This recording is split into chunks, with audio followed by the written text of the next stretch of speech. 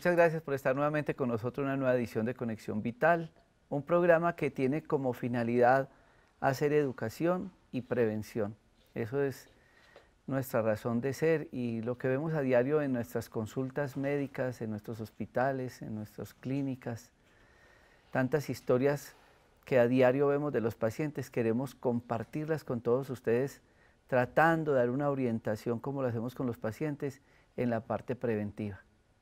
A veces es triste ver que muchas enfermedades se pudieron haber evitado con cosas sencillas, prácticas, cambios de actitudes, alimentación, actividad física, meditación, tantas cosas, pero como hay un desconocimiento o de pronto no hay un acompañamiento en estas terapias, pues el proceso continúa. Y el problema de la automedicación cuando estamos tratando síntomas sin saber qué diagnóstico tienen. O a veces tratar diagnósticos de otras personas sin de pronto muchas veces reevaluar con exámenes una verdadera historia clínica. Por eso es tan importante que todos ustedes vean este programa como un acompañamiento, que entiendan la importancia de esos paraclínicos, imágenes diagnósticas, y lo que digo yo en el caso de nuestros parques de la salud, tratar de ver a esos pacientes en ronda médica, como nos lo enseñaron nuestros profesores en los hospitales, ronda médica, y entre todos poder evaluar y conceptuar acerca de un caso clínico. Y eso es lo que nosotros queremos en este programa donde vienen todas las especialidades médicas. Este no es un programa de medicina alternativa, ni de naturismo, ni es un producto para hacer telemercadeo. Acá nosotros lo que queremos con todos los especialistas en todas las áreas que día a día vienen a este programa es hacer procesos educativos. Quiero darle la bienvenida a la doctora Dafna Rodríguez Valois, una de las médicas que nos acompaña en nuestros parques de la salud y que nos apoya en la consulta médica en Bogotá, en Medellín, en Barranquilla. Hace un esfuerzo muy grande para desplazar ese programa nuestro, Doctor Rojas, cerca a tu casa, y hoy estará con nosotros compartiendo este set. Doctora Dafna, muchas gracias por estar con nosotros y bienvenida. Bueno, muchas gracias. Siempre es chévere estar en este programa y tener la oportunidad de llegar a los hogares, sobre todo con eso que acabas de decir, que es educación, que es nuestro principal objetivo aquí. Bueno, cuando yo hablo con usted referente al programa, usted me dice, bueno, la doctora trabaja en una unidad de cuidados intermedios en un hospital muy reconocido de Pereira y a las 4 de la mañana empieza su faena, bien difícil.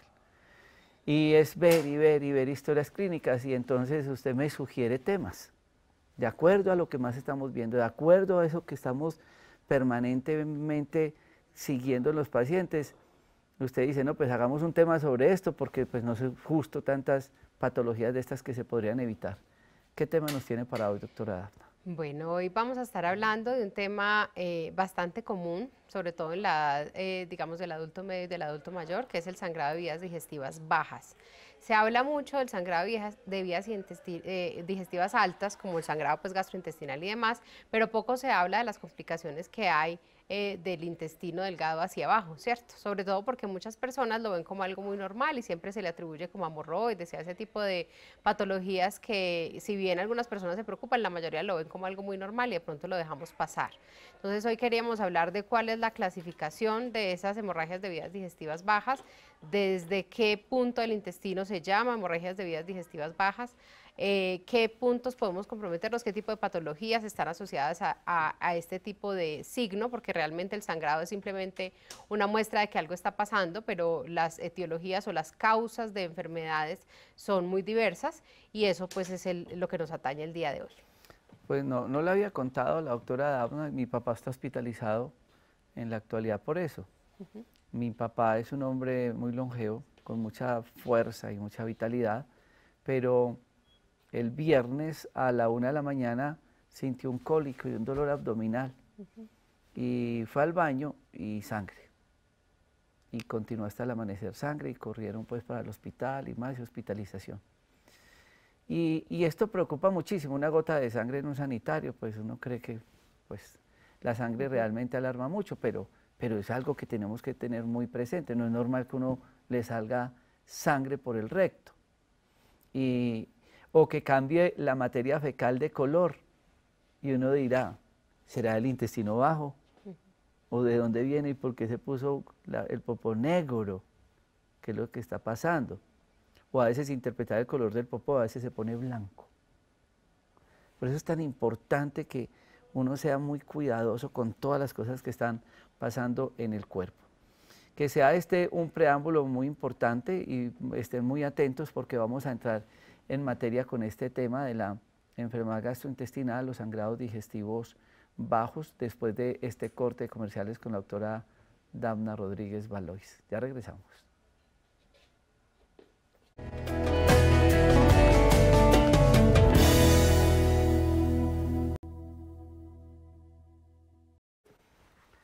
Muchos de ustedes se preguntan cuáles pueden ser esos signos y síntomas de alarma. ¿Qué muestra el cuerpo? ¿Qué les podría a ustedes sospechar que algo esté pasando allá y necesiten estar muy rápido con la consulta médica, doctora Dafna? Bueno, la principal característica pues es la aparición de sangrado, ¿cierto? Pero ese sangrado puede tener diferentes formas. Entonces hay un sangrado que es muy evidente, que es cuando hay sangre rutilante, o sea, roja, fuerte, que uno la puede ver fácilmente, con la deposición que se precede de dolor abdominal, de cólico, de malestar general, puede haber inclusive síntomas infecciosos como fiebre y como esos síntomas pues de malestar general, o puede haber un sangradito pequeño que es generalmente, digamos, cuando el paciente dice yo me limpio y me sale un poquito de sangre. Esas son dos cosas distintas, ¿listo? Porque hay uno que habla de un sangrado activo, grande, importante, que requiere una consulta, digamos, de manera inmediata por el servicio de urgencias, y el sangrado ese chiquito que es cuando de pronto yo, digamos, me limpio y me queda algo de sangrado, ese le podemos dar un poquito más de tiempo. No es para no quedarnos así tranquilos sin hacer nada, pero sí podemos, digamos, esperar una consulta externa simplemente, porque ese segundo generalmente corresponde a hemorroides o a fisuras anales, que son lesiones mecánicas generalmente por estreñimiento o por malas técnicas, digamos, a la hora de hacer deposición. La primera parte de la que hablamos, cuando es sangre evidente, pues, que se precede de dolor abdominal y demás, puede corresponder a varias etiologías. Entre ellas la más común es la enfermedad diverticular, que recordemos que es una enfermedad muy común en los pacientes adultos mayores, no tanto en los pacientes jóvenes, ¿cierto? En los pacientes jóvenes con ese tipo de características de sangrado uno debe pensar más en colitis, en enfermedad de Crohn, en otro tipo de patologías que tienen asidero, digamos, en cosas inflamatorias o autoinmunes y que suelen ser más de pacientes jóvenes. ¿Cuál es la complicación de esto? ¿Y por qué me parecía importante hablar de este tema hoy? Porque hemos tenido, digamos, varias consultas últimamente, digamos, la negativa y el rechazo que están teniendo los pacientes, y, digamos, el enojo porque muchos médicos no les quieren mandar, entre comillas, una colonoscopia. Ahí va como el meollo del asunto del programa de hoy, y es esclarecer qué tipos de sangrado requieren una intervención como una colonoscopia y cuáles requieren otro tipo de imagen. Cuando hablamos del sangrado digestivo bajo, hablamos del sangrado desde la segunda porción del duodeno en adelante, o sea que son como 10 metros de intestino delgado más otros tantos de intestino grueso, o sea que miren que es un espacio supremamente largo en el cual el paciente puede tener lesiones y que yo no necesariamente primero con una colonoscopia las voy a encontrar, primero. Segundo, con respecto al sangrado más alto, o sea, despuesito del estómago, las características del sangrado son esa sangre oscura, como negruzca, como más o menos del tono de una morcilla o de un vino, ¿cierto?, que es más común que el paciente lo pase por alto. Entonces, allí, cuando hablamos de sangrado digestivo bajo, podríamos decir que es desde esta rayita, ¿cierto?, hasta el final acá. Entonces, miren que es todo un recorrido grandísimo el que podemos tener desde todo esto acá, que es el intestino delgado, que es esta partecita acá, y el intestino grueso, que es todo esto rojito que estamos viendo del otro lado, ¿cierto? El que uno ve rojo rutilante, o sea, que es evidente, que para el paciente va a ser muy claro que está sangrando, solamente es generalmente de esta porción en adelante. Entonces, miren que realmente hay un resto de intestino que no nos vamos a dar cuenta si está sangrando tan fácilmente. Es allí donde entra a ser bien importante la consulta médica y que el médico realmente sea quien dirija el tratamiento y la búsqueda etiológica, o sea, búsqueda de causa de ese sangrado. Cuando hay un sangrado de vías digestivas muy alto, que estamos hablando de eso que les acabo de decir, que es de un color oscuro, como un vino o como el color de una morcilla, generalmente el paciente también puede tener asociado algo de anemia, y es una anemia crónica, o sea, es una anemia chiquitica que no produce mayor síntoma, que puede pasar completamente desapercibida. Mientras que los sangrados más bajos y que son por enfermedad diverticular y que son con sangrados abundantes, así como digamos en el caso de del papá aquí, el doctor, que es el dolor y la cosa, el cólico, y que hay un evento, digamos, agudo, es muchísimo más peligroso, porque el síndrome anémico se da de manera aguda y produce una cosa que se llama un shock hipovolémico, que es la dificultad que hay del organismo para adaptarse a esa pérdida grandísima de sangre. Entonces, como vemos ahí en la imagen, por ejemplo, esos huequitos que estamos viendo allí, son la enfermedad diverticular, esta porción de aquí abajo, ¿cierto?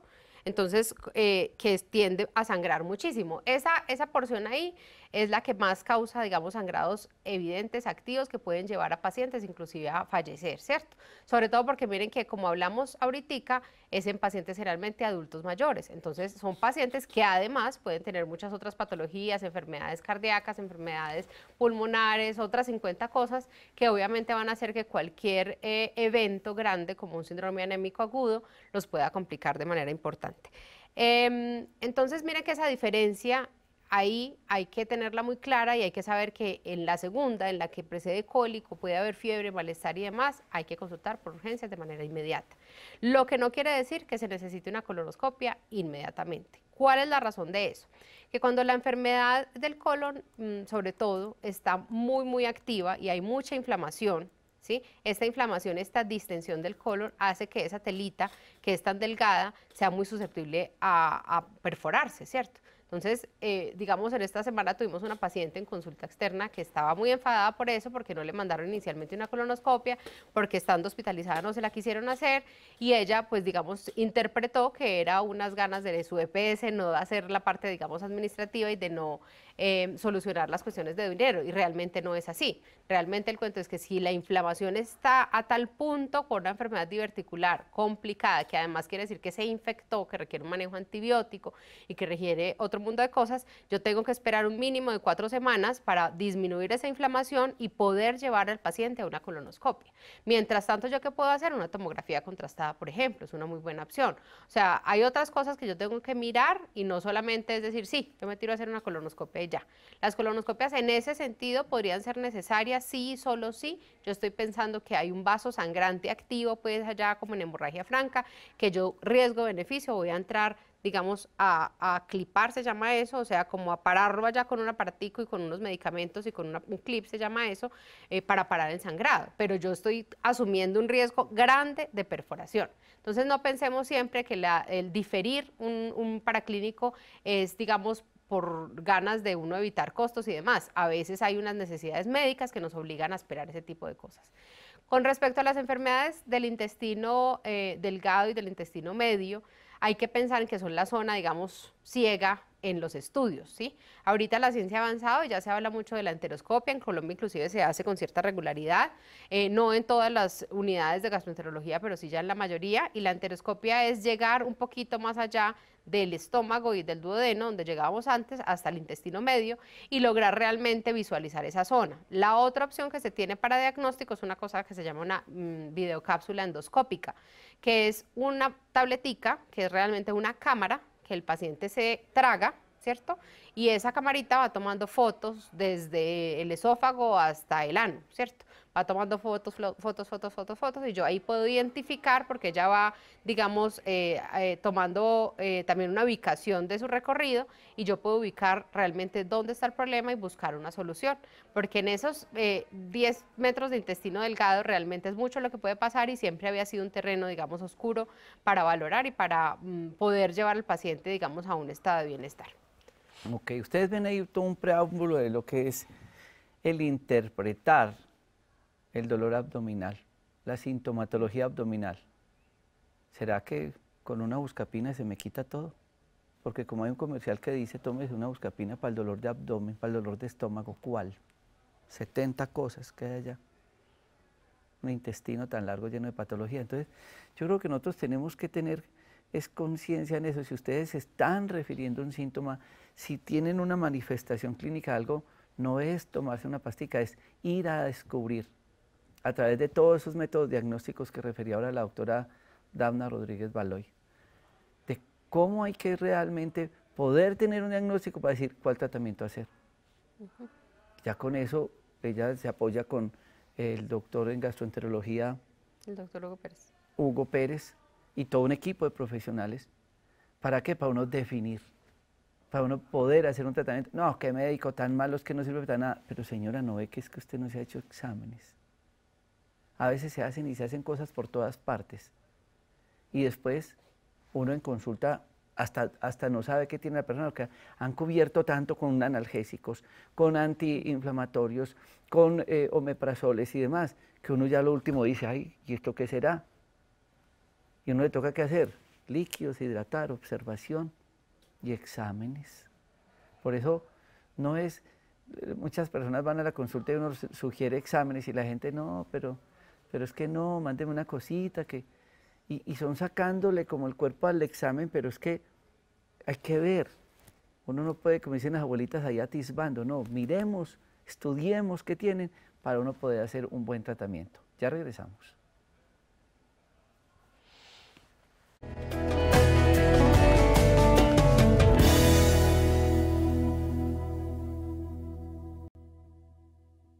Muchas personas padecen estreñimiento en algún momento de su vida, caracterizado por una particular sensación abdominal y distensión. Aunque el estreñimiento puede no afectar seriamente su rutina diaria, puede hacer que pierda el bienestar.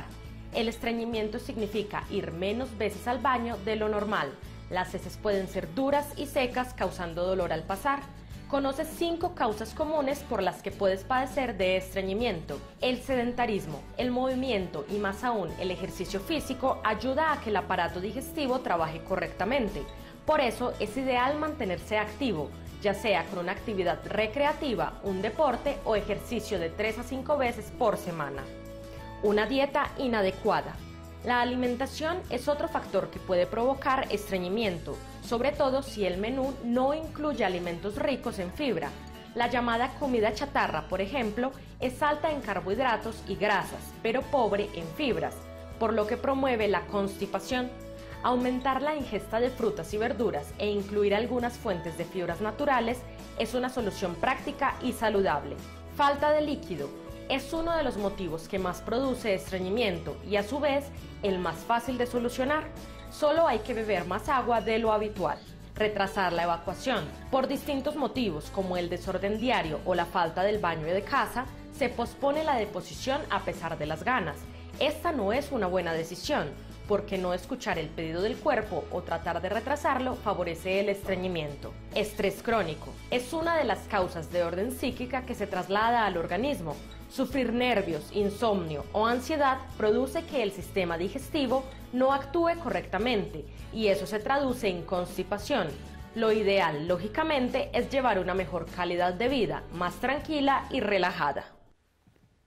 Bueno, cuando hablamos de la enfermedad diverticular, la vamos a ver en esta imagencita, hablamos de una inflamación que se da en el colon y que va produciendo como estas bolsitas que vamos a ver acá, ¿cierto? Son estas bolsitas que normalmente pueden estar simplemente ahí, no producir mayor daño, excepto algo de pronto de dolor tipo cólico, de sensación de distensión y malestar, pero que esas mismas bolsitas, recordemos que estamos hablando de una cavidad llena de materia fecal, pueden llegar a infectarse y al infectarse, pues estas bolsitas, todos estos huequitos que vemos acá, ¿cierto? Necesitan un tratamiento antibiótico y pueden llevar a complicaciones pues graves a un paciente. El estreñimiento las empeora. El estreñimiento las empeora y además las lacera. Obviamente cualquier, digamos, es simple lógica. Si la materia fecal está gruesa, molesta, digamos, difícil de pasar, produce una erosión de cualquier tejido. Por eso es que el estreñimiento marcado puede producir también dolor a la hora como tal ya de evacuar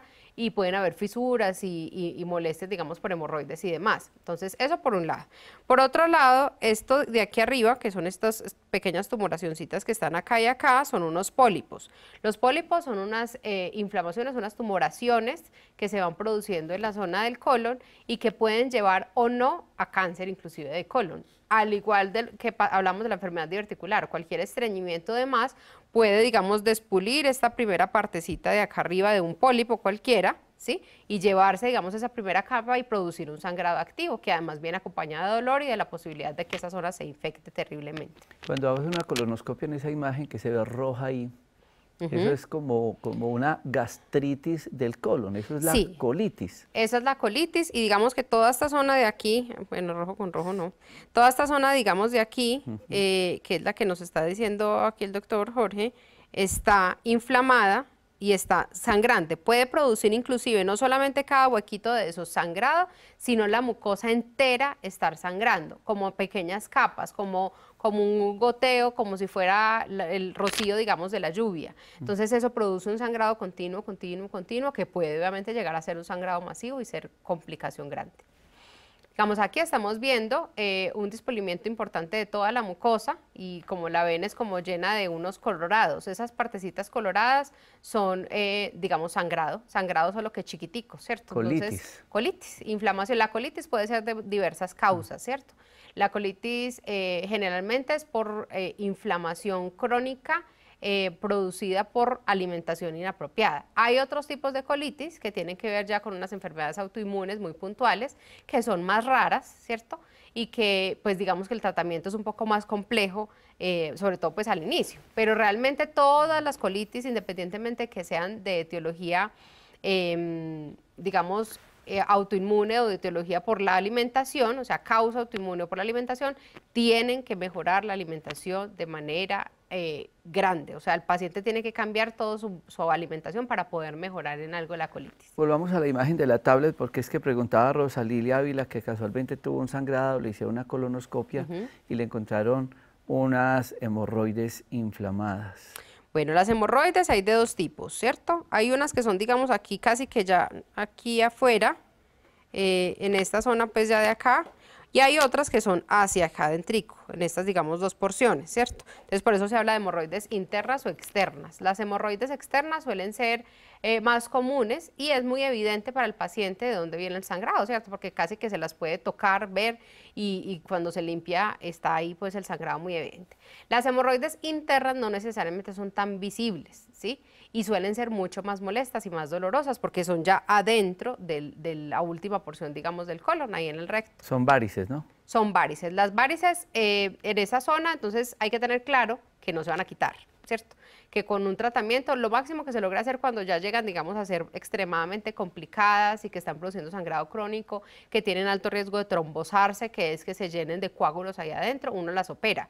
Pero el resto del tiempo el manejo es netamente sintomático. Entonces, así como las varices de las piernas, yo puedo mejorar los síntomas, puedo evitar que molesten, que duelan, que no sangren, que no se hagan heridas, pero no las puedo quitar tan fácilmente. La hemorroides, por lo tanto, se considera una enfermedad crónica, ¿sí? Y que su única cura es, digamos, la cirugía, pero que si yo mejoro notablemente mi alimentación y estoy, digamos, cero estreñimiento, mejoro lo que hablaban ahorita en la nota de no, digamos, demorarme para ir al baño, sino que cuando me den ganitas voy, y ese tipo de cosas, lo de la hidratación, lo del ejercicio, todas esas cosas, si yo las mejoro, ellas van a estar ahí, pero no me van a producir absolutamente ningún síntoma ni ninguna molestia. Jessy Jiménez Giraldo, casualmente ahora hablando de las hemorroides, porque ella pregunta que ¿una persona puede tener también venas varicosas en el estómago? Sí. Las venas varicosas. La hemorroides son Sí. varices. Sí. Y ahora, las que ella menciona. Tanto en el estómago no son tan comunes, son más comunes en la zona del esófago y generalmente se pueden producir por hipertensión portal, que eso otro cuento, pues, mucho sería todo un programa entero, que la hipertensión portal corresponde a los pacientes que tienen cirrosis o precirrosis, ¿sí? Que recordemos que además la cirrosis y todas las alteraciones hepáticas, diferente a lo que el público general cree, no son solamente de causa alcohólica, ¿sí? Un porcentaje muy alto de nuestra población realmente tiene hígado precirrótico o cirrótico por una cosa que se llama tipo NASH, que es por colesterol, triglicéridos, obesidad. Entonces miren que realmente hay un mundo de patologías que si organizamos solamente la alimentación podríamos mejorar. Es cierto. Qué bueno que tengamos ya conciencia de la alimentación. Con la doctora Dafna, ella ha hecho una especialidad en dismetabolismo y a todos los pacientes, como la dieta es tan larga, pues no se escribe en la prescripción médica, pero se les envía por correo en sus consultas la alimentación que se debe seguir, porque casualmente pregunta Marta Collazo sobre este tema de un cáncer que tuvo en yeyuno y todo, que voy a leer después del corte de comerciales, cómo la alimentación juega un papel muy importante en estas patologías gastrointestinales. Ya regresamos.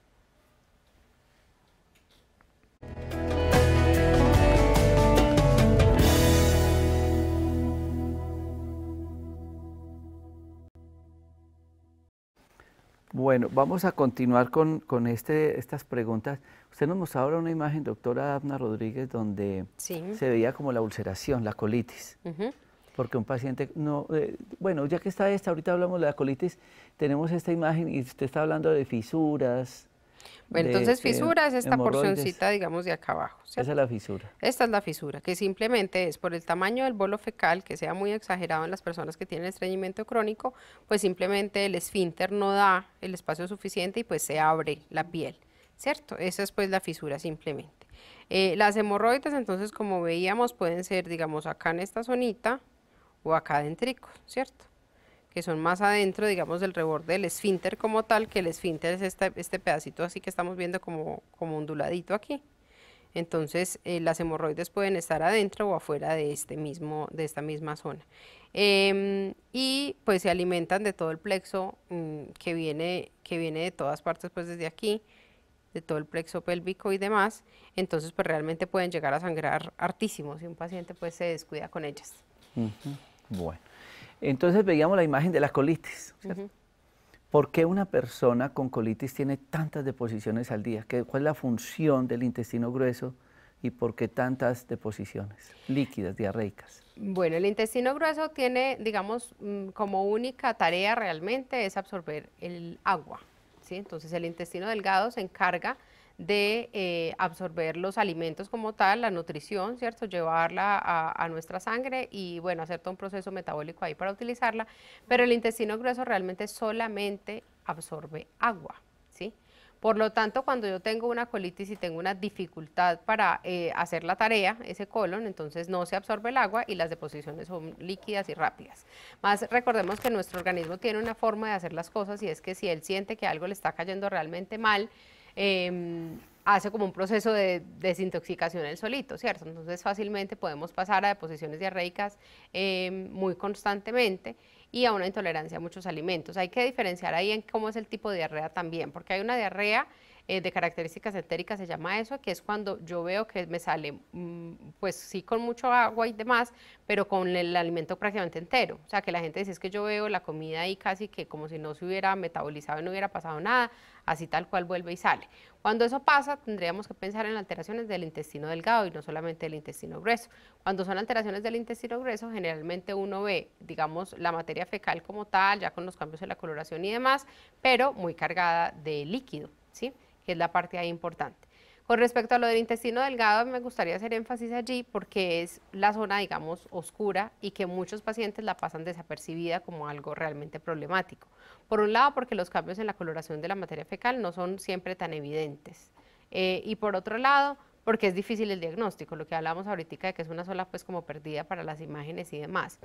Y realmente cada vez hemos encontrado un poquito más de complicaciones en esta zona y vemos en tomografías y en demás, en pacientes inclusive jóvenes, pequeños engrosamientos de la mucosa del intestino delgado que a futuro podrían corresponder inclusive con cánceres y con lesiones pues bastante complicadas de manejar a futuro. Entonces es para no dejar pasar ese dolor abdominal crónico que yo, es que a toda hora, es que cualquier cosa que me caiga, me cae mal. Y no solamente pues digamos la gastritis, la pirosis, lo que hemos hablado en otros programas, sino el dolor abdominal como tal, como que yo no tolero la comida, me da distensión y me da dolor. Pero no es la franca gastritis, a eso hay que ponerle atención, ¿sí? Y mirar realmente qué es lo que está pasando. Con respecto también a lo del estreñimiento, porque no solamente pueden ser diarreas, el estreñimiento viene a ser importante, especialmente, no solamente, pero especialmente en las personas que antes tenían una deposición normal y de pronto, sin aparentes cambios en la alimentación ni en su estilo de vida en ninguna forma, empiezan a presentar estreñimiento. O sea, también allí nos tenemos que preguntar qué es lo que pasa, porque es diferente un poquito al que ha sido estreñido como toda la vida, ¿cierto? Hay personas que tienen, digamos, una dificultad en la motilidad intestinal, que casi que nació con ellos y que saben que siempre se tienen que cuidar de la alimentación, de la hidratación, del ejercicio y demás, pero hay personas que venían muy bien y de pronto, ¡pum!, su hábito intestinal cambió terriblemente. A esas personas especialmente hay que prestarles atención y mirar qué puede estar pasando ahí. No solamente trastornos funcionales, sino estructurales que nos pueden llevar a complicaciones grandes. Lo entrego ahí para esta lista. Marta Collazos nos pregunta, ella tuvo un cáncer en el yeyuno, que ubiquemos la gente en la parte anatómica. Bueno, el anatómica. yeyuno, un poquito difícil de ubicarlo pues acá con esta forma de la imagen, pero es parte pues del intestino delgado. Mientras lo ubica ahí, bueno, ya está en pantalla, ahí está más o menos el yeyuno, ¿no? Tuvo un cáncer en esa parte. Sí. Ella la operaron, le hicieron quimioterapia y ella quedó con muchos problemas del estreñimiento, cambió sus hábitos alimentarios, pero ella dice que a veces tiene sangrado, que tiene vómito de comida como sana. Ella está muy preocupada por si esas son manifestaciones que de pronto le esté volviendo a salir el tumor. Bueno, primero que todo habría que mirar qué tipo de cirugía le hicieron a nuestra paciente, porque hay ocasiones en las que se corta parte del intestino pues delgado, que es esta parte de acá, pero a veces también puede cortarse parte del estómago como tal, porque no sabemos qué tanto compromiso hubo de yeyuno hacia arriba, y a veces hay que hacer unas comunicaciones, digamos, entre porciones que no tienen que estar, una Y de Rux o una terminal, bueno, hay varias formas de hacer esa cirugía. Como esa cirugía acorta el intestino, disminuye la capacidad de ese intestino delgado, que miren que es toda esta partecita pues acá central, ¿cierto?, para absorber los alimentos, y hace que sea un poquito complicado que el paciente pueda tolerar la comida. Entonces eso puede producir, así no haya ninguna reaparición del cáncer, eso puede producir, digamos, esas alteraciones funcionales, que haya vómito, que haya diarrea ocasional, que haya dificultades para tolerar muchos alimentos. Lo que no quiere decir que sea imposible que aparezca nuevamente algún tipo de lesión. Por eso, obviamente, a todos los pacientes que han tenido algún proceso neoplásico se les hace un seguimiento, pues por oncología, con unas imágenes, con unos marcadores tumorales, que son unos exámenes pues en sangre, y nos permiten saber cómo es la evolución de la enfermedad y si hay necesidad de hacer nuevas intervenciones. Con respecto a lo de la alimentación, obviamente pues es bien importante mantener una alimentación supremamente sana en este tipo de pacientes especialmente, para evitar, digamos, la aparición de cualquier cosa que nos produzca distensión, como malestar pues gastrointestinal, que a cualquier persona, si no hubiese tenido un cáncer, le producirían pues síntomas, y además con lo del manejo pues también del estreñimiento. La parte del estreñimiento generalmente se produce por la dificultad en la movilidad de ese estómago y de ese intestino, pero realmente pues es un trastorno funcional que se hace difícil de manejar. O sea, realmente los pacientes uno ve que se complican mucho con eso y que toca estarse ayudando. La otra cosa que me parece importante decirles ahí es que muchos de los pacientes que tienen trastornos funcionales tan grandes tienen que estar rotando la alimentación que les ayuda a mover su intestino. O sea, yo tomo un tiempo chía, después me paso a solo sábila con alguna fruta, después me paso a avena en agua con otra cosa, porque les suele como pasar que el organismo como que se adapta a cierto tipo de fibra y ya no funciona de la misma manera. Entonces es chévere también estar variando, ¿cierto? Siempre lo hemos dicho, la alimentación sana incluye la variabilidad de los alimentos, ¿sí? Hay cosas que por más buenas que sean, repetirlas todo el tiempo, pues tampoco es lo ideal. Dejo esta pregunta para que ustedes en este corte comercial también la piensen y la doctora nos responda ahora. Dice Dora Luz López Morales: doctora, una familiar refiere al terminar la deposición,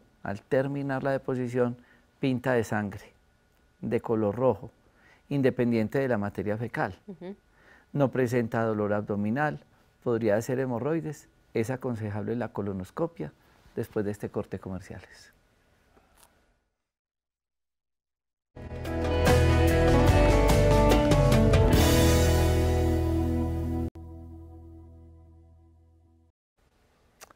Este es un producto que se elaboró pensando precisamente en tanto paciente con proceso patológico de hemorroides y de fisura anal, que tiene persea, que se obtiene del aguacate y tiene adicionalmente otros extractos como el amamelis, el castaño de Indias, tiene sábila.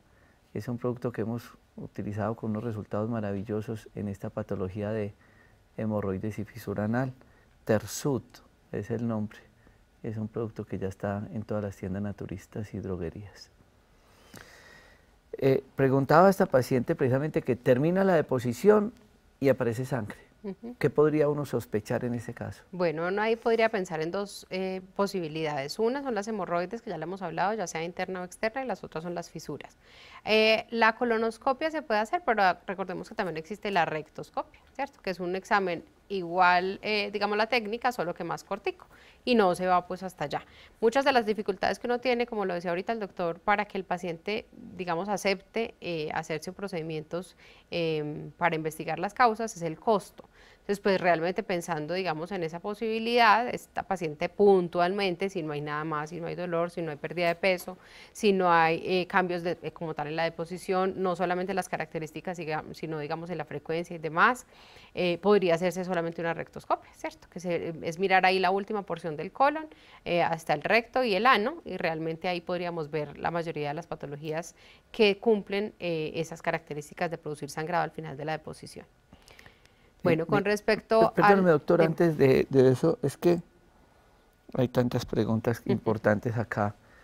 Dice, por ejemplo, que mi hijo tiene un sangrado y le hicieron colonoscopia y le salen peladuras en la parte alta, que hablamos ahora y ya la doctora explicaba muy bien todos esos procesos de colitis. Sí. Soy una persona que doy del cuerpo, dice Lucero Castrillón, una sola vez al día, pero hay días que me duele mucho y sangro mucho. ¿Qué me recomienda para esto? La otra dice, sufro de estreñimiento crónico, no siento ganas de ir al baño para dar del cuerpo, tengo que tomar medicamentos y ya ni me hacen efecto. Miren cómo, vean esta otra, que nos hace referencia a los cuadros de las hemorroides. Hay mucha pregunta en este momento en Facebook Live. Ustedes, estos programas quedan grabados en Facebook 2 o 3 días, luego en 8 días ya están en YouTube, donde pueden buscar todos estos temas. Una de sus especialidades también es el dismetabolismo. Entonces existe la diabetes, la obesidad, el proceso inflamatorio crónico, y usted habla mucho de la alimentación. ¿Pueden estas patologías como la obesidad, el mismo estreñimiento, la gente que aguanta y demás, desencadenar un proceso inflamatorio y después llegar a esas otras patologías graves como el estreñimiento y como la obesidad y la diabetes y otras? Sí, claro que sí. El síndrome de colon irritable, que es tan común en nuestra población, empieza por eso, empieza por unas alteraciones en la alimentación y en el estilo de vida. Es muy común ahorita en nuestra población porque todos llevamos una vida supremamente agitada, corriendo para todas partes y con la dificultad de uno realmente poder entrar, digamos, a hacer sus necesidades sin complicarse la vida socialmente, ¿cierto? Eso siempre ha dificultado como un poquitico el proceso natural de la parte intestinal. Con respecto a lo de la alimentación, dos cosas importantes. Uno, el 80% de las personas que tienen estreñimiento crónico mejoran solamente con el cambio en la alimentación. ¿Qué es el cambio en la alimentación? Aumentar el consumo de líquido, especialmente agua. Recordemos, yo siempre le digo a mis pacientes, uno no lava el carro con jugo, ¿cierto? Uno lava con agua. Entonces el agua sin mucho soluto y sin mucha cosa es importante, o que sea lo máximo pues que sean como aromáticas o ese tipo de cosas. El cambio en la fibra, en la composición de la fibra, que son frutas y verduras principalmente. Entonces en la medida en que nosotros bajemos el consumo de carbohidratos, que son papa, yuca, plátano, arroz, pasta, galletas, tostadas, pan de bono, pan de queso, pan de yuca, todas esas cosas de panadería, y aumentemos el consumo de frutas y verduras, nada más con eso, un alto porcentaje de nuestra población y sobre todo nuestra población joven, que no tiene además otro tipo de patologías sobreagregadas, va a mejorar con eso nada más del estreñimiento. Ya el paciente, digamos, de más edad, hay que empezar a mirar cuáles son las otras razones, ¿cierto? Por ejemplo, ¿qué produce el estreñimiento?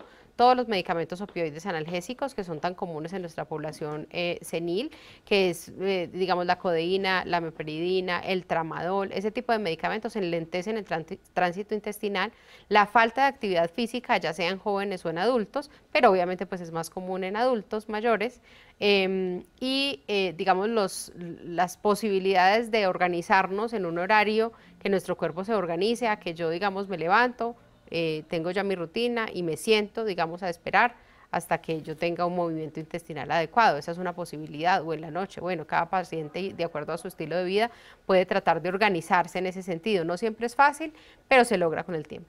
Miren estas dos preguntas, es que la medicina, eso no es diabéticos, hipertensos, no, cada persona es individual. Dice Tatis López, tengo colon crónico, se me inflama mucho, a veces es con diarrea y otras a veces con estreñimiento, los cólicos son muy fuertes. Y Adriana Vargas dice, yo sufro de estreñimiento, doy del cuerpo cada 2 días, pero no siento dolor, no siente nada. Se dan cuenta, pueden tener una patología muy similar, ¿Por qué una puede tener tanta sintomatología y por qué la otra no, doctora Dafna? Bueno, el síndrome, eso hace parte de las dos de un síndrome de colon irritable, ¿cierto? El colon irritable puede ser con estreñimiento solo, con diarrea sola o con alternancia entre deposiciones diarreicas y deposiciones estreñidas, ¿cierto?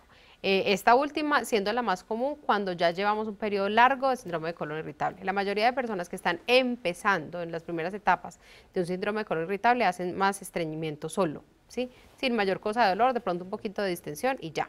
Pero el estreñimiento, volvía a lo que decíamos al principio, hay gente que tiene alteraciones estructurales, por ejemplo, desde el nacimiento, una cosa que se llama megacolon, por ejemplo, que es un tamaño exagerado del colon, que hace que sea difícil que se mueva, eso produce estreñimiento crónico. O hay simplemente gente que tiene un trastorno funcional desde siempre. Lo de la alimentación ahí es bien importante, mirar si con eso simplemente mejora, ¿sí?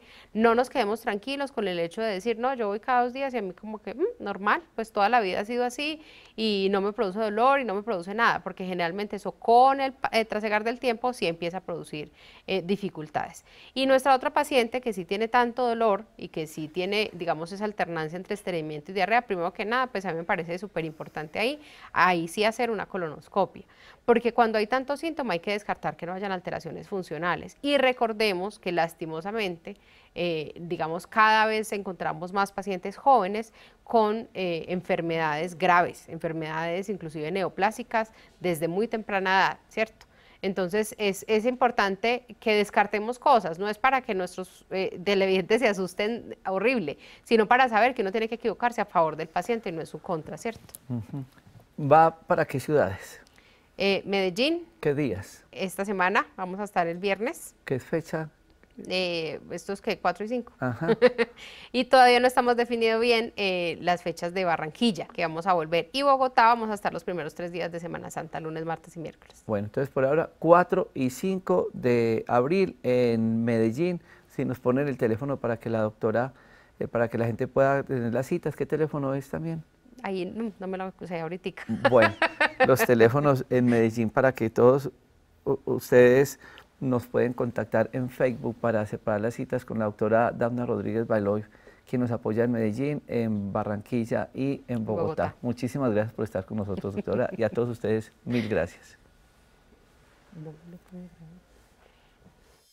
El ají contiene beta-caroteno, vitamina A, vitamina B6 y vitamina C en cantidades incluso mayores a las que contiene la naranja, con lo que interviene mejorando procesos gripales y de congestión nasal. Es rico en hierro, magnesio y potasio. Para combatir dolor e inflamaciones en dientes y encías, se realizan enjuagues bucales de agua mezclada con ají en polvo. Encuentra esta y más recomendaciones en el libro Cómo hacer de la cocina una farmacia.